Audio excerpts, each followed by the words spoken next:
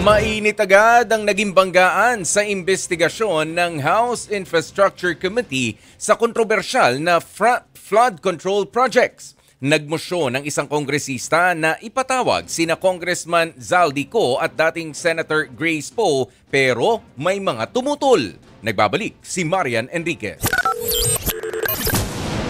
Sa pagbubukas pa lang ng pagdinig ng House Infrastructure Committee sa mga maanumalyang flood control projects, nagkainitan agad ang mga kongresista.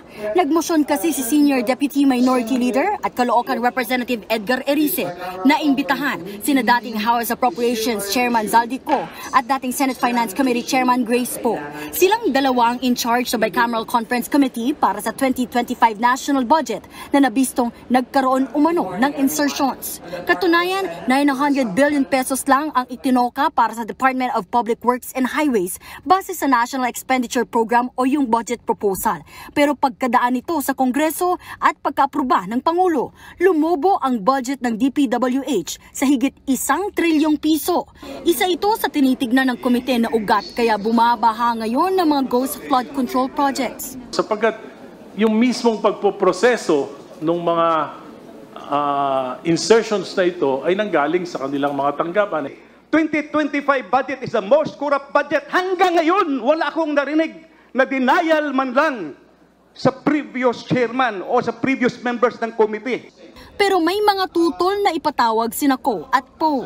Are they resource speakers or they are members of the House of Representatives? Are we going to ask them questions? Are they going to answer it? Any member of Congress will change. Any committee chairman will change.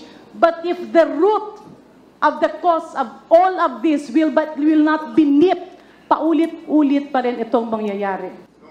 Hanggang sa nag-init sina Votas Representative Toby Chanco sa paninindigang dapat humarap ang dalawa, lalo na si Ko. Sabi nyo kanina, kahit sino masagasaan, wala tayong sasantuhin, kahit congressman, kahit senador. Under the name of Congressman Zaldico, ang insertion sa BICAM as proponent siya is 13,803,693,000. And we do not want to invite him as a resource person. Mr. Chair, sorry. Comsec, can you show this para lang sabihin hindi ako Mr. Chair, with due courtesy. Wait, I have the floor. Yeah, I have the floor. Yeah, I have the floor. No, Mr. Chair. I have the floor. Just to, on the I have the floor. On the record, Mr. Chair. I have the floor. We did not refuse to invite. I have the floor. Dito na sinuspindi ang pagdinig. Sa huli, ipinagpaliban din muna ni Erice ang kanyang mosyong imbitahan sina Ko at Poe. Patitignan daw niya muna sa kanyang staff kung ang idinagdag na higit 100 billion pesos sa pondo ng DPWH ngayong 2025 ay may ghost projects.